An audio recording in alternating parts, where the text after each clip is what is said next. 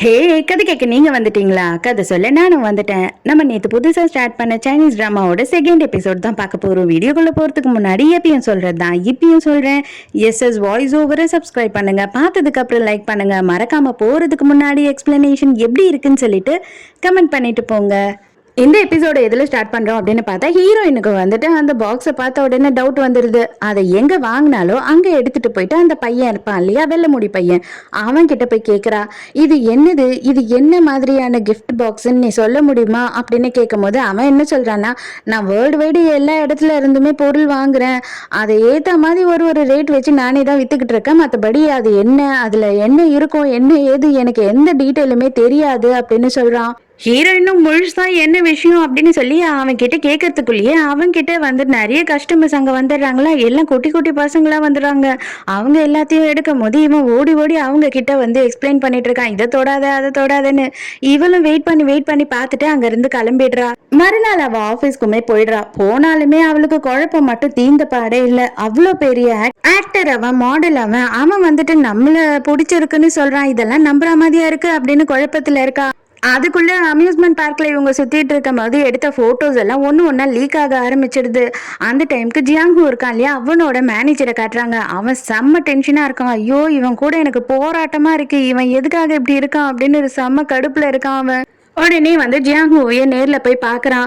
இதை பாரு, நான் உனக்கு தெளிவாக மறுபடியும் சொல்கிறேன், இது நீ டேட் பண்ணுறதுக்கான டைம் கிடையாது, எந்த பொண்ணையும் லவ் பண்ணுறதுக்கான டைமும் கிடையாது. தயவு செஞ்சு இதை எல்லாத்தையும் நிறுத்திக்கோ. இவ்வளோ நாள் இத்தனை வருஷ போராட்டத்துக்கு அப்புறம் இப்போ தான் வந்து உனக்கு கொஞ்சம் கொஞ்சமாக வந்து முன்னேற்ற பாதையை நோக்கி நீ போயிட்டுருக்க. இப்போ நீ இதை மாதிரி எல்லாத்தையும் கெடுத்துக்கிட்டேன்னு வச்சுக்கோ, மொத்தமும் போயிடும் அப்படின்னு சொல்கிறான். அது மட்டும் இல்லாமல் ஆனான்னு சொல்லி ஒரு ஆக்ட்ரஸ் இருக்கா, அவ கூட தான் இப்போதைக்கு உன்னோட ரூமர் வரணும், நீயும் அவளும் டேட் பண்ண சொல்லிட்டு தான் வந்து சோசியல் மீடியா பூராவும் பேசணும், அப்பதான் உங்க ரெண்டு பேருக்குமே மார்க்கெட் இருக்கும் அப்படின்னு சொல்றான். அதுக்கு வந்துட்டு நம்ம ஜியாங்கு என்ன சொல்றான்னா, இதை பாரு, மார்க்கெட்டுக்காக நான் வந்து என்னோட டேஸ்ட்டை மாத்திக்கணும்னு அவசியம் கிடையாது, எனக்கு ஒரு பொண்ணு பிடிச்சிருக்கு அப்படின்னு சொல்றான். டே பாவி, எதுவும் முட்டாள்தனமா பண்ணி வைக்காதடா. உன்னை நம்பி நீ மட்டும் இல்ல, உன்னை நம்பி எத்தனை பேர் இருக்காங்கன்னு தெரியுமா? அது மட்டும் இல்லாம நீ வந்து ஒரு பொண்ணை இப்ப டேட் பண்ண அப்படின்னா உங்க ரெண்டு பேருக்குமே அது பிரச்சனையாகும். உனக்கு அவ்வளோ பொண்ணுங்க வந்து ஃபேன்ஸா இருக்காங்க, கண்டிப்பா அந்த பொண்ணை சும்மா விட மாட்டாங்க, அதெல்லாம் ஏன் நீ யோசிக்கவே மாட்டேற அப்படின்னு சொல்லி இவன் பயங்கரமா கத்துறான். அதுக்கு ஜியாங்கு என்ன சொல்றான்னா, இதை பாரு, என்ன நடந்தாலும் சரி, நான் ஹானா கூட டேட் பண்ற மாதிரி எந்த ஒரு ரூமருமே வரக்கூடாது, கண்டிப்பா அது எனக்கு பிடிக்கவே பிடிக்காது அப்படின்னு சொல்றான். நீ அதை பண்ணல அப்படின்னா உனக்கு இதுக்கப்புறம் மார்க்கெட்டே இருக்காது, உனக்கு ஃபீல்டே இல்லாம போயிடும் அப்படின்னு சொல்லி மேனேஜருமே சண்டை போட்டுக்கிட்டு இருக்கான். இவனுங்க ரெண்டு பேரும் பயங்கரமா கத்துறானுங்க. அதுக்கு இவன் ஜியாங்கு என்ன சொல்றான்னா, என் நடிப்பை பார்த்து வந்தா போதும் வேலை, அதை விட்டுட்டு நான் வந்து இன்னொருத்தி கூட, அது எனக்கு பிடிக்காத கூட நான் டேட் பண்ணா மட்டும்தான் அந்த சான்ஸ் எனக்கு கிடைக்கும்னா அந்த சான்ஸே எனக்கு தேவை கிடையாது அப்படின்னு சொல்றான். நைட்டு ஹீரோயினுக்கு ஃபோன் பண்ணி அவளை கீழே வர சொல்றான். அவளுமே வந்து பார்த்தா இவன் நேர்ல வந்து நிக்கிறான். என்னாச்சு, எதனால இந்த டைம்க்கு இங்க வந்திருக்க அப்படின்னு சொல்லி கேட்கும் போது, எனக்கு ரொம்ப டென்ஷனா இருக்கு, அதான் உன்னை பார்த்துட்டு போலான்னு வந்தேன்னு சொல்லி கட்டி பிடிச்சிக்கிறான். அவ்வளவுதான் ஹீரோயினுக்கு ஐயோ வயிற்றுக்குள்ள பட்டம் பூச்செல்லாம் பறக்க ஆரம்பிச்சிடுது. ஓ, இவதானே அந்த பொண்ணு அப்படின்னு சொல்லிட்டு இவனை ஃபாலோ பண்ணிக்கிட்டே மேனேஜருமே பின்னாடியே வந்துடுறான். நீ எதுக்காக இங்க வந்த அப்படின்னு சொல்லி ஜியாங்கு கேட்குறான். வேற என்ன பண்றது, இந்த மாதிரி நடுராத்திரி இந்த மாதிரி ஒரு சாதா பொண்ணை வந்து நீ பாக்குற அப்படின்னா கண்டிப்பா சும்மா விடுவாங்களா? ரிப்போர்ட்டர்ஸ் யாருன்னா பார்த்தா உன்னை நேரம் கிழிச்சிருவாங்க, எதுக்காக நீ இப்படி எல்லாம் பண்ணிக்கிட்டு இருக்க அப்படின்னு சொல்லி கேட்கும் போது, எனக்கு இவ்வளவுதான் பிடிச்சிருக்கு அப்படின்னு சொல்றான். இந்த புண்ணியா இவ்வளவு போய் பிடிச்சிருக்கா? டே, நீ எத்தனை வருஷம் கஷ்டப்பட்டிருக்கன்னு உனக்கு தெரியுமாடா? எல்லாமே நாசமா போக போகுது இவளால அப்படின்னு சொல்லிட்டு நம்ம மேனேஜர் வந்து செம திட்டுறாரு. அதே நேரத்துக்கு ஹீரோயினுக்கு என்ன தோணுது அப்படின்னு பார்த்தா, இவளோட எக்ஸ் வந்து சொன்னா இல்லையா, நீ ஒரு தரித்திரம் பிடிச்சவ, உன்னாலதான் வந்து எனக்கு ஆக்சிடென்ட் ஆச்சு, உன்னாலதான் எனக்கு வேலை போச்சு, உன்னாலதான் நான் இப்படி உட்காந்துக்கிட்டு இருக்கேன், தயவு செஞ்சு நீ என்னை விட்டு போன அப்படின்னாவே நான் நல்லா இருப்பேன் அப்படின்னு சொல்லியிருப்பான். அது எல்லாம் இவளுக்கு ஞாபகம் வருது. அப்பனா வந்து அவன் சொன்னது உண்மைதான் போல, நம்ம உண்மையாவே தரித்திரம் பிடிச்சவ தான் அன்லக்கி போல. இவனுக்குமே வந்து வேலை போயிடுச்சுன்னா இத்தனை வருஷம் உழைப்பு, அவன் எவ்வளவு கஷ்டப்பட்டிருப்பான், அதனால கண்டிப்பா நம்மளால எதுவுமே நடக்க கூடாது அப்படின்னு சொல்லி நினைக்கிறா. ஐம் சாரி, நான் வந்து இப்போ உள்ள போறேன், நான் தூங்கணும், நீங்களுமே சீக்கிரமா போய் தூங்குங்க, மற்றதெல்லாம் நம்ம அப்புறமா பேசலாம், அது மட்டும் இல்லாம நீங்க அடிக்கடி எனக்கு கால் பண்ணாதீங்க அப்படின்னு சொல்லிட்டு அவ உள்ள போயிடுறா. இவன் ஜியாங்குக்கு ரொம்ப கஷ்டமாயிடுது. இவ போய் இவ பெட்ல படுத்துக்கிட்டு அந்த பொம்மையை வச்சுக்கிட்டு பயங்கரமா அழுதுகிட்டு இருக்கா. உண்மையாவே நான் லக்கின்னு நினைச்சிட்டேன் கொஞ்ச நேரத்துல, ஆனா உண்மையா எப்பவுமே நான் அன்லக்கி தான் போல அப்படின்னு ஹீரோயினோட எக்ஸ காட்டுறாங்க. அவன் வந்து ஃபுல்லா இவளை பத்தி தான் நினைச்சுக்கிட்டு இருக்கான். இவன் வந்து எப்படி யூஸ் பண்ணியிருக்கான்னா, சமைச்சு கொடுக்கறது, வீட்டுல துணியை துவைச்சு போடுறது, இதுக்கு மட்டும்தான் எல்லாத்துக்கும் அவளை வச்சிருந்துருக்கான். இப்ப இவன் வந்துட்டு சாப்பிடறதுக்கு எதுவும் இல்லாம அவனோட வீடே வந்து குப்பை கூல மாதிரி வச்சுக்கிட்டு உட்காந்துக்கிட்டு இருக்கான். அவ இருந்த வரைக்கும் இதெல்லாம் கொஞ்சம் நல்லாதான் இருந்ததோ அப்படின்னு இப்ப யோசிக்கிறான். அதுக்கு நீ வேலைக்காரி தாண்டா வைக்கணும். அதே நேரத்துக்கு மறுநாள் ஆபீஸ்ல காட்டுறாங்க. இன்னமும் ஹீரோயினை எல்லாரும் ஏமாத்தி வேலை வாங்கிட்டு தான் இருக்காங்க. அப்ப ஹீரோயின் என்ன நினைச்சுக்கிறான்னா, நம்மளால முடிஞ்சது இவங்களுக்கு எல்லாம் ஏதோ ஹெல்ப் பண்ண முடியும் அவ்வளவுதான். ஆனா நம்மளால நம்மளும் லக்கா இருக்க முடியாது, அடுத்தவங்களுக்கும் எந்த லக்கையும் கொண்டு வர முடியாது அப்படின்னு நினைச்சுக்கிட்டே எல்லா வேலையும் செஞ்சுக்கிட்டு இருக்கா. அப்ப அவளுக்கு வந்து ஒரு ஃபோன் கால் வருது. அந்த ஃபோன் காலில் என்ன சொல்கிறாங்க அப்படின்னு பார்த்தா, நீங்கள் 2015 வந்து ஜியாங்ஹுவோட ஃபேன் கிளப்பில் ஜாயின் பண்ணியிருக்கீங்க. இவ்வளோ வருஷமாகவும் நீங்கள் அவரோட பயங்கர ஃபேனாக இருந்திருக்கீங்க. எல்லாத்தையும் வந்து அப்டேட் பண்ணியிருக்கீங்க. அது மட்டும் இல்லாமல் அவரை பயங்கரமாக ஃபாலோ பண்ணியிருக்கீங்க அப்படின்னு சொல்கிறாங்க. ஓ சரி ஓகேங்க, அதுக்கு இப்போ நான் என்னங்க பண்ணணும் அப்படின்னு கேட்குறா ஹீரோயின். ஒன்றும் இல்லைங்க, நீங்கள் லக்கி ப்ரைஸ் வின் பண்ணியிருக்கீங்க. இன்னைக்கு அவர் கூட உங்களுக்கு லஞ்ச் இருக்குது. நீங்கள் அவரோட ஷூட்டிங் ஸ்பாட்டுக்கு போய் அவரோட ஷூட்டிங் எல்லாமே பார்க்கலாம் அப்படின்னும் போது இவளுக்கு என்னடா பண்றது, போலாமா வேணாமா, ஆல்ரெடி பிரச்சனையா இருக்கே அப்படின்னு சொல்லி யோசிக்கிறா.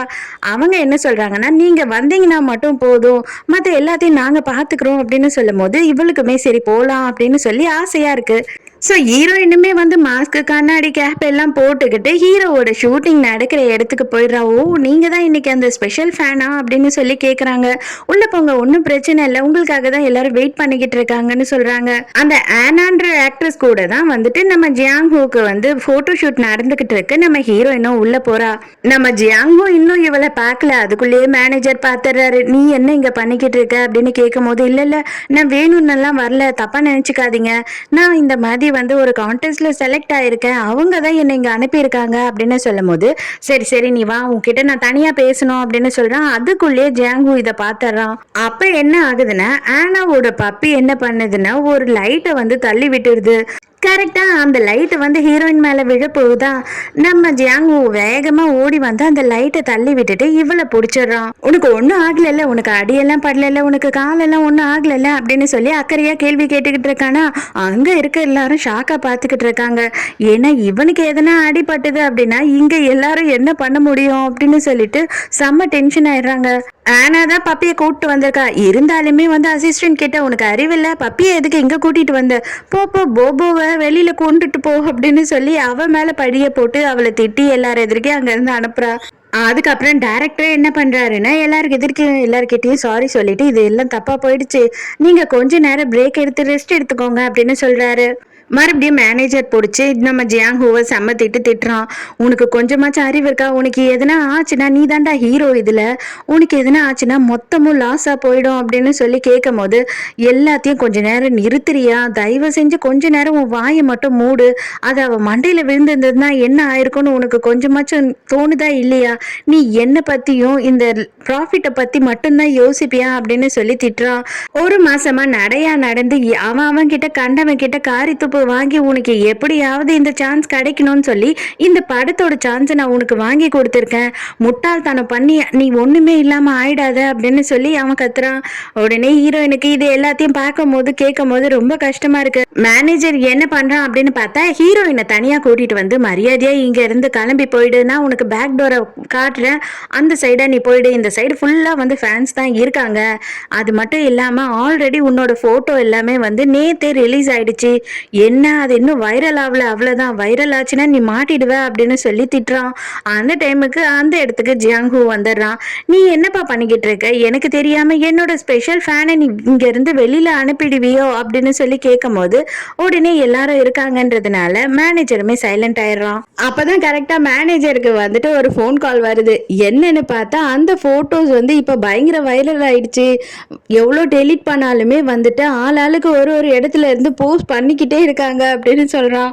அப்ப ஜியாங்ஹூ வந்துட்டு நம்ம ஹீரோயின் கிட்ட என்ன சொல்றான் அப்படின்னு பார்த்தா, நீ கொஞ்ச நேரம் எனக்காக வெயிட் பண்ண, ஷூட்டிங் வந்து முடியட்டும், அந்த ஷூட்டிங் எல்லாம் முடிஞ்ச உடனே நம்ம ரெண்டு பேருமே பார்த்து மறுபடியும் பேசலாம் அப்படின்னு சொல்றான். கரெக்டா அந்த டைமுக்கு இவன் ட்ரெஸ் பண்ணலாம் அப்படின்னு சொல்லி ட்ரெஸ்ஸிங் ரூமுக்கு போனா அங்க ஆனா இருக்கா. அவ என்ன சொல்லிக்கிட்டு இருக்கா அப்படின்னு பார்த்தா, என்னது இது, உன்னோட போட்டோல எல்லாம் வைரலா போயிட்டு இருக்கு, ஏதோ ஒரு சாதா ஒரு சீப்பான ஒரு பொண்ணு கூட நின்னுகிட்டு இருக்க அப்படின்னு சொல்லி ஹீரோயினை வந்து ரொம்ப மட்டமா பேசிக்கிட்டு இருக்கா. இப்ப கூட நான் வந்துட்டு உனக்கு ஒரு நல்ல ஐடியா கொடுக்குறேன், இந்த வைரலான போட்டோஸ் எல்லாத்தையுமே வந்துட்டு ஒண்ணுமே இல்லாம ஆக்கணும்னு வச்சுக்கோயேன், இப்பவே நம்ம 2 பேரும் டேட் பண்றோம்னு சொல்லி ஒரு இன்டர்வியூவை கொடுக்கலாம், அவ்வளவுதான், அதுக்கப்புறம் நாளைக்கு பூராவும் அதுதான் பிச்சுக்கிட்டு போகும், அதுதான் வைரல் ஆகும் அப்படின்னு சொல்றா. எனக்கு ஒரு அவசியமும் கிடையாது அப்படின்னு சொல்லி ஹீரோ தேவையில்லை அப்படின்னு சொல்லிட்டு இருக்கான். ஹீரோயின் என்ன பண்றான்னா, ஹீரோ அந்த இடத்துலயே ஸ்கிரிப்ட் பேப்பரை மறந்து வச்சுட்டு வந்துடுறான்னு சொல்லி அதை எடுத்துக்கிட்டே பின்னாடியே வர இவங்க 2 பேரும் பேசிக்கிட்டு இருக்கிறது அவளுக்கு நல்லாவே கேக்குது. இது பாரு, உனக்கு கொஞ்சம் கூட அறிவே இல்லையா, அந்த பொண்ணு மூஞ்ச பார்த்தாவே தெரியல, அவ சரியான லோக்கலான பொண்ணுன்னு சொல்லிட்டு அவ கூட இருந்தீங்கன்னா உனக்கு ஒரு மார்க்கெட் கூட வராது, ஒரு பட சான்ஸ் கூட கிடைக்காது அப்படின்னு சொல்றான். அதுக்கு இவன் என்ன சொல்றான்னா, அந்த பிரச்சனையை நான் பாத்துக்கிறேமா, உன் பிரச்சனை என்னவோ அதை மட்டும் நீ பாரு அப்படின்னு சொல்லி கேட்கிறான். நீ தாண்டா என் பிரச்சனை, எனக்கு வந்து உன் கூட டேட் பண்ற அப்படின்னு சொல்லி நியூஸ் வரணும், அப்பதான் நான் பப்ளிசிட்டி ஆக முடியும், இத்தனை வருஷம் உழைப்ப நீ தான் காப்பாத்திக்க மாட்டேன் அப்படின்னாலும் நான் காப்பாத்திக்கணும்னு நினைக்கிறேன் அப்படின்னு சொல்லிக்கிட்டு இருக்கா. இது எல்லாத்தையும் ஹீரோயின் கேட்டுடுறா.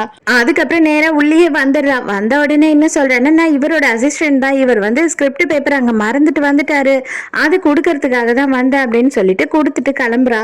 அப்ப ஜியாங்கு வந்து ஆனா கிட்ட என்ன சொல்றான்னா, நீ என்ன வேணா உன் கற்பனை குதிரையை ஓட்டிக்கோ, ஆனா ஒன்னே ஒண்ணு சொல்றேன், எனக்கு இவ்வளவுதான் பிடிச்சிருக்கு, இவ வந்துட்டு பல வருஷமா என்னோட ஃபேனா இருக்கிறா, அது மட்டும் இல்லாம இவளை எனக்கு ரொம்ப பிடிச்சிருக்கு அப்படின்னு சொல்றான்.